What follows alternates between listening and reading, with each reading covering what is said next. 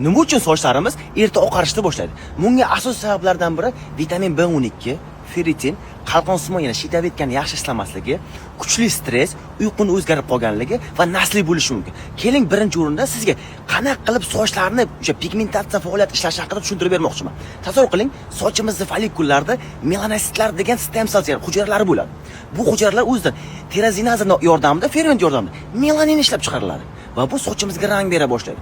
Vitamin B12 ni yetishmasligi bu sochimizda follikullardagi melanositlarning bo'linishiga, parchalanishiga, yaxshilashiga yordam beradi.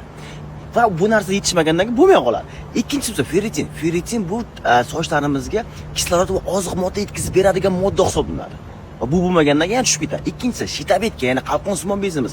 Qalqonsimon bezimiz yaxshi ishlamagandan keyin organizmda metabolizm, ya'ni metabolik, ya'ni energiyasi tushib ketadi. Bilingki, bizning organizm uchun soch ikkinchi darajali organ hisoblanadi va bor kuchini organizm miyamizga, yuragimizga va jigarimizga yo'naltiradi. Shuning uchun ham sochlarimiz birdan to'kilishni, oqarishni va mo'rt bo'lib qoladi. Kuchli stress bo'lsa, tadqiqotlarga ko'ra, o'sha melanositlarni melanin ishlab chiqarish prosesiga to'g'ridan-to'g'ri ta'sir qiladi va oqarishni boshlaydi. Keyingisi bo'lsa, nasliy hisoblanadi. Ya'ni yuqoridagi belgilarni birontasi hammasi chotki joyda bo'lib, dalcha oqarishni boshlasa, bu nasliy hisoblanadi. Xo'p, nima qilish kerak endi? Xo'p, shularga davolandingiz. Oqargan sochlarimni qoraytira bilamanmi? Tadqiqotlarga ko'ra, bu lechenlarni olganingizdan keyin siz sochlaringizni oqarishini oldini olasiz.